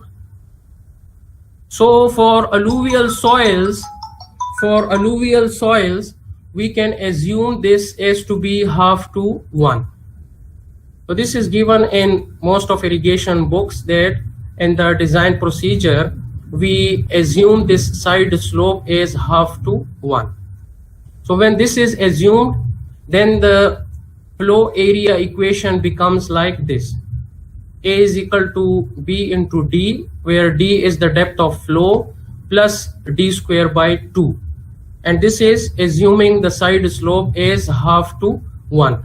So now in this equation, D is here, the depth we already know, and A we have calculated in step number 3.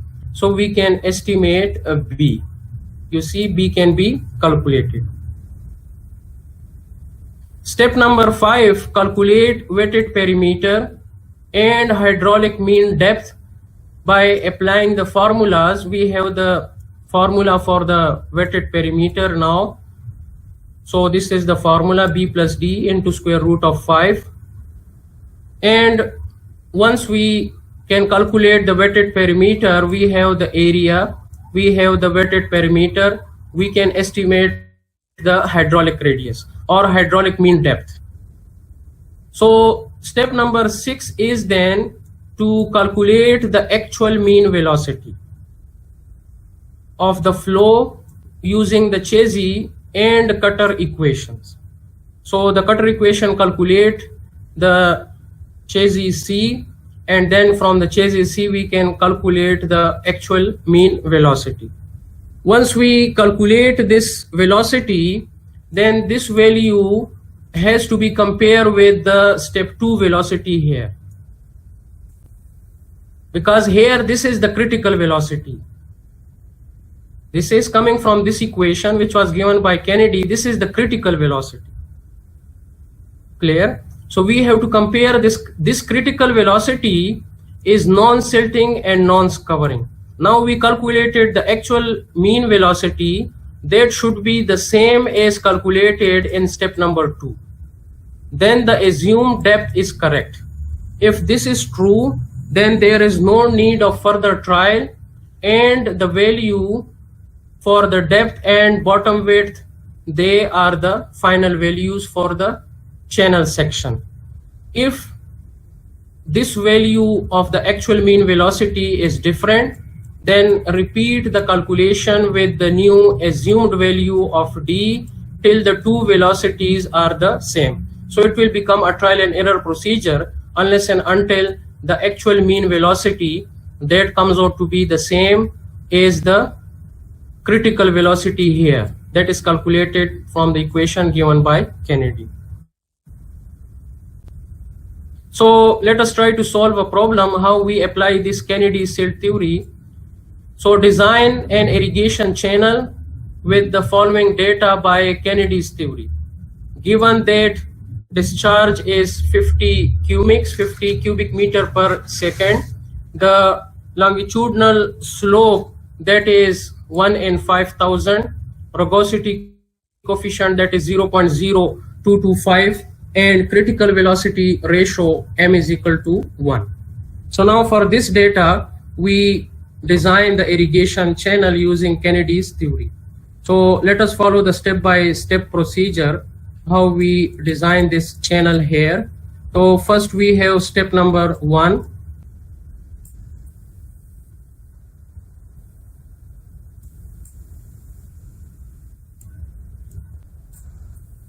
So what is step number 1? We assume d. Assume the value for the depth.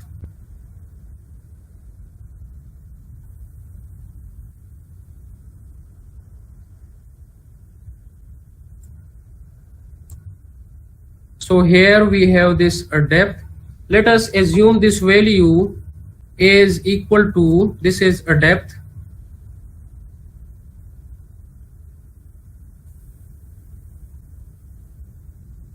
so let this value be 2.3 meter. You have to start from somewhere. You can start from 2 meter, 2.5 meter. So we have to start from initial value that is arbitrarily selected but should be realistically selected.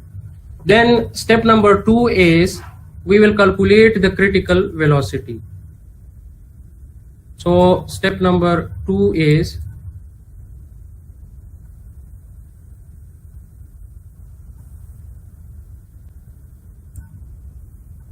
that we calculate the velocity v.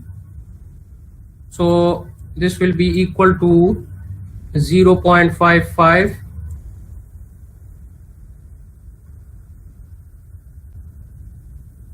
into m, critical velocity ratio, into a d, power 0.64.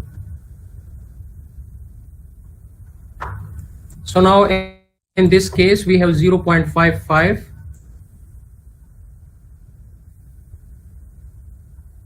Critical velocity ratio is given 1 in this case, and the depth is 2.3.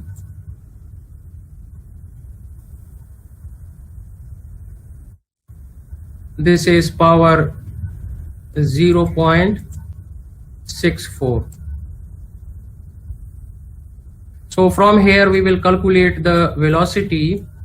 So this comes out to be 0.9372 meter per second. Now step number 3 is we have this velocity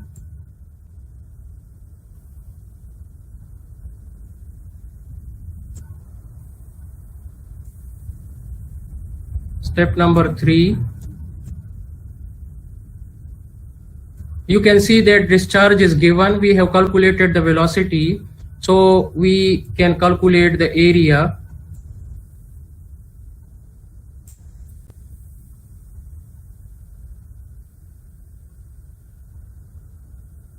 So this area, that is equal to discharge by velocity. So that is 50 divided by the velocity 0.9372. So the area comes out to be 53.35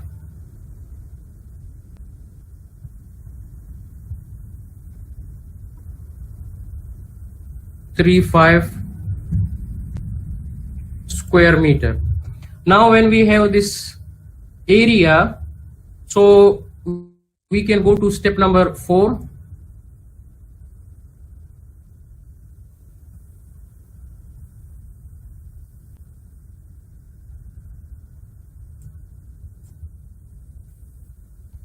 And we assume the side slopes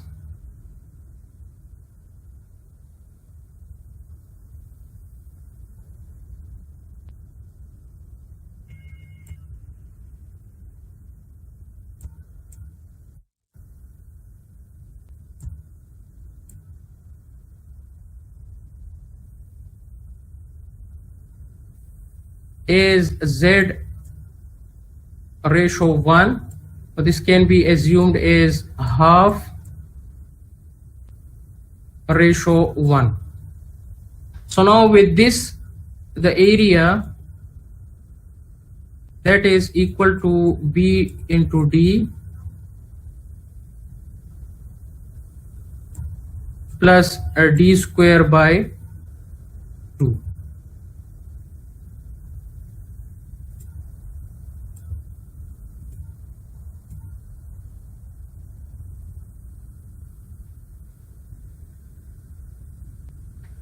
Now you can see that area is known, that is 53.35. So area is 53.35.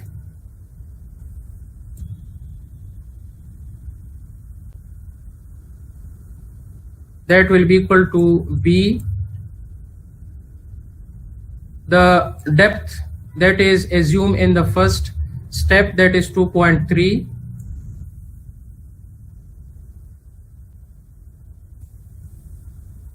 Plus 2.3 square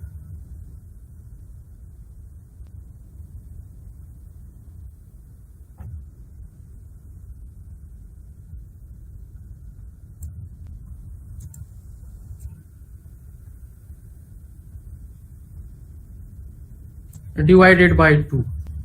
So from here B will come, the bottom width of the channel.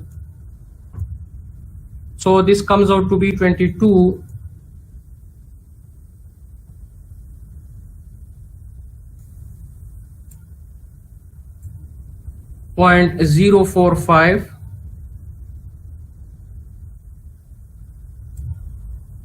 meter. Now we can calculate, go to step number 5.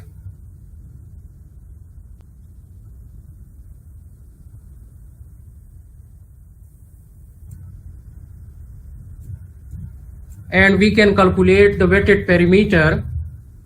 So wetted perimeter P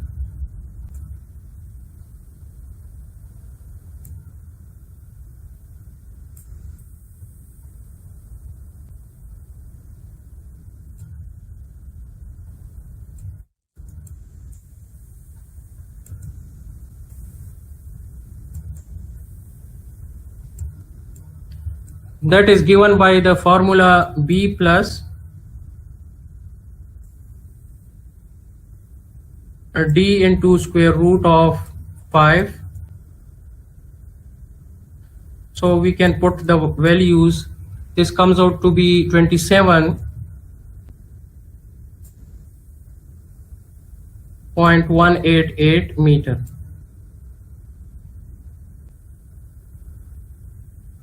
Similarly, we can calculate the hydraulic radius or hydraulic mean depth. So that will be equal to area divided by the wetted perimeter.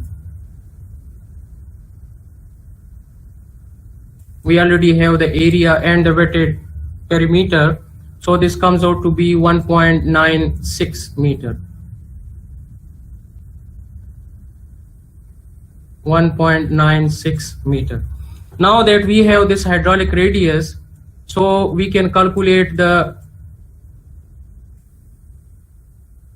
actual mean velocity using the cutter and the chassis equations. That is step number 6. So we calculate using the cutter equation.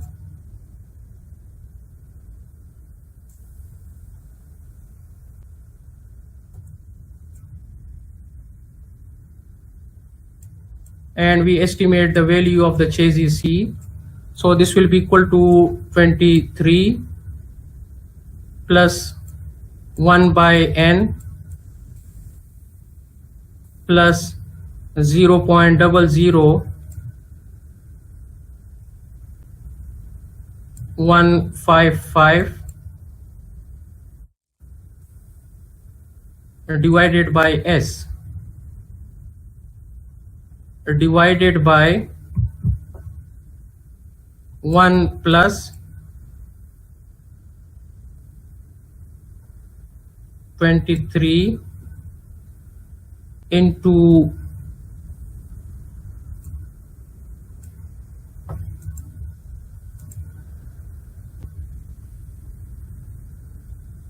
plus 0.00155 divided by S into n, which is the rugosity coefficient, divided by square root of r, the hydraulic radius. So now just put the values. So C comes out to be 50.324. This comes out to be 50.324. Now we can calculate the velocity using the chassis formula. So that is equal to C into square root of RS. So you can put the values, and this velocity comes out to be 0.996 meter per second. This is now the chassis formula that we use.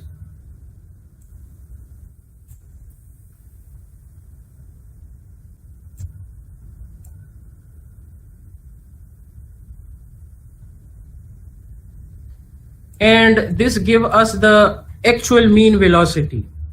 So this is the actual mean velocity, and now this we compare with the step 2 velocity. So in the step 2 velocity, the value is 0.9372. So from step 2, the critical velocity that we calculated, step 2, the critical velocity that we calculated, so that is equal to 0.9372. 9372 meter per second. So now you can see that this velocity, it is greater. This velocity is greater than this velocity. So it means that we have to go for the next try. If this velocity, the actual mean velocity, was equal to the critical velocity in step number 2, then the solution will terminate, and we get the dimensions for the canal section, that the width, bottom width is this much, the depth of water is 2.3 meter, and so on. So since these two velocity differ, so we go for the second trial. We have second trial. Now in this case we have to increase or decrease the value. You can see here that this velocity is more than this velocity here. So we want to decrease the velocity. So if you want to decrease this velocity, you can see that this velocity, if you want to decrease, it has inverse relationship with the area A. So it means that we have to increase the area. So it means that now we have to increase the depth. Clear? We have to increase the depth. So I will just quickly go to the steps now. So step number 1, we assume the increased value for the depth. So let us assume D is equal to, this is a trial and error procedure. So let the value be equal to 2.576.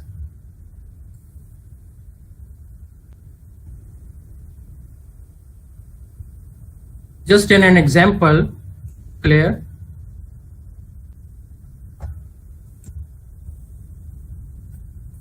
$2.576. We just increase it like this. Then in step number 2, we calculate the critical velocity as per the Kennedy's equation.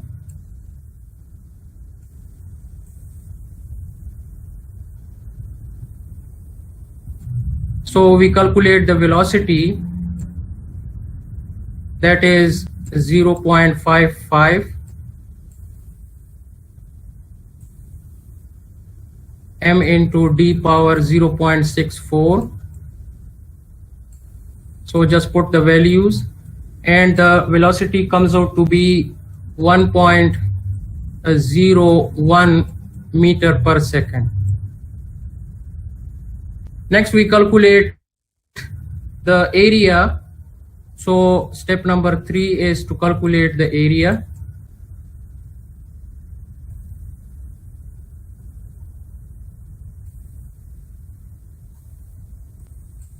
So area will be equal to a discharge by that velocity. So this comes out to be 49.50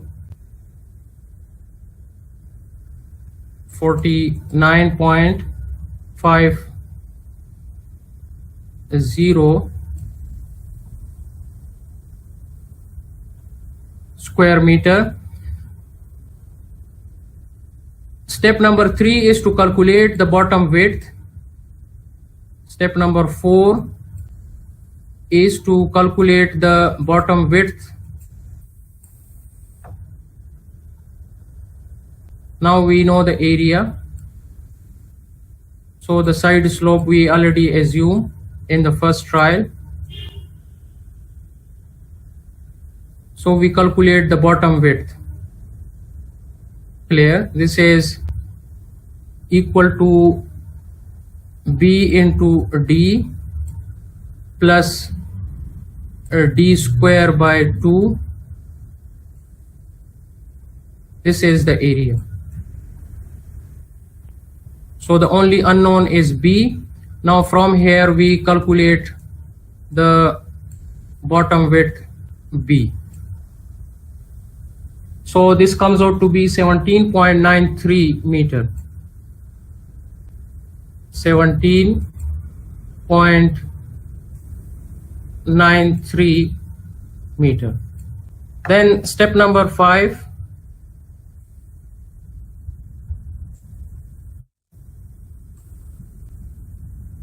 Is to calculate the wetted perimeter. So this is equal to B plus D into square root of 5, and this comes out to be 23.69 meter. 23.69 meter. Now we can calculate the hydraulic radius. So R is equal to A by P.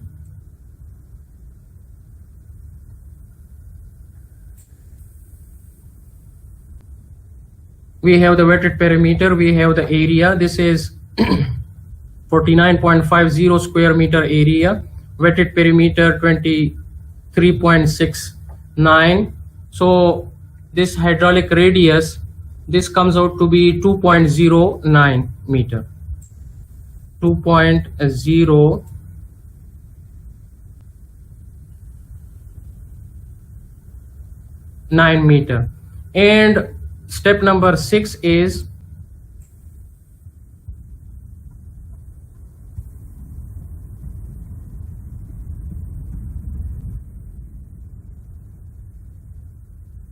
we calculate the cutter's equation, calculate C for the Manning's formula.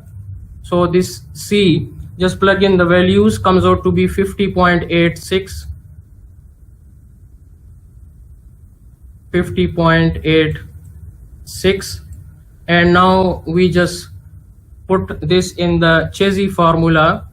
V is equal to C square root of RS. R is the longitudinal scope which is given. So this actual mean velocity, this comes out to be 1.04 meter per second. So now we compare this with the critical velocity in step number 2. So step number 2, we get the critical velocity that was equal to 1.01 meter per second. So now we can go for another trial if we want to make these two values exactly true. But if we think that these are now comparable values, so then in that case we can stop the trials and we say that the final dimensions that we give for the cross section of the channel or canal, that B is equal to 17.93 meter, and the depth of water in the channel, that is 2.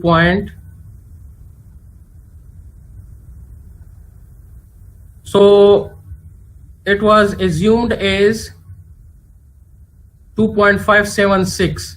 So we can write down 2.58 meter. So this is how we design the channel based on the Kennedy's silt theory. Next we have case 2. We will continue in the next class.